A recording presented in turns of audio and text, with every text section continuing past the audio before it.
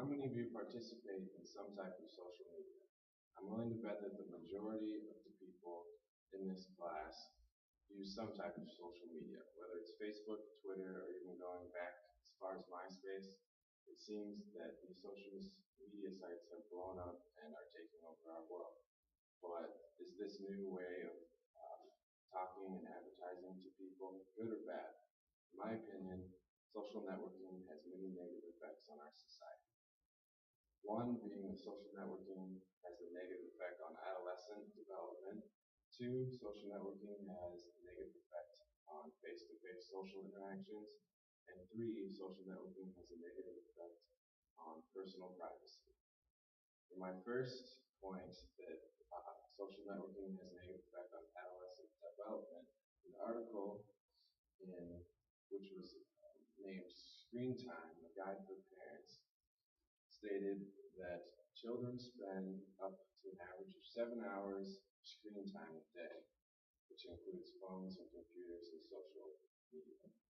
Studies show that excessive media can lead to attention problems, along with school difficulties, sleep and eating disorders, and even obesity. Elementary students who use more screen time usually have more emotional, social, and attention problems. And excessive media use leaves less time for active creative play.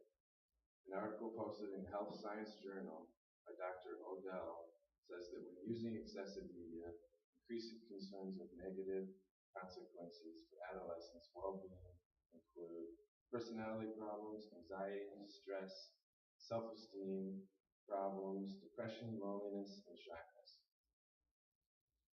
And now that I've talked to you about how adolescents are negatively affected by social media, I will now talk to you about how it is diminishing our social interaction between people. Too many people resort to texting and instant messaging people instead of old-fashioned phone calls or just talking face-to-face. When we do this, we are going against our human instinct to talk to people and get the senses of smelling somebody, seeing their reaction and facial expressions, which helps us understand what they're saying. Without these, our conversations are misunderstood and misinterpreted and can lead to arguments, anger, frustration, and other negative effects of interaction.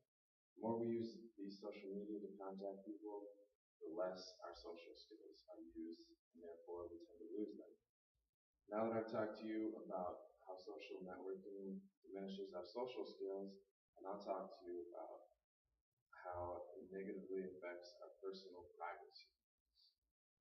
Personally, numerous times I've been contacted through social media by people that I do not want to talk to, and that adds unwanted stress to your life.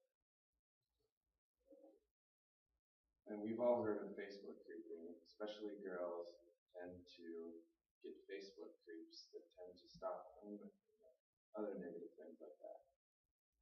A study done by the Journal of Adolescent Health said that as popularity increases among adolescents with cyberbullying through social media.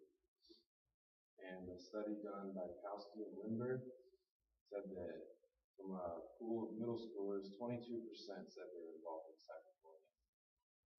And I've told you 3 different things that social media negatively affects society today through adolescent development, negatively affects social interactions, negatively affects personal privacy. I hope that as you log on to your social media the next time, you think of these 3 reasons and you try to avoid the consequences that come from too much social media, and we need to stick to more face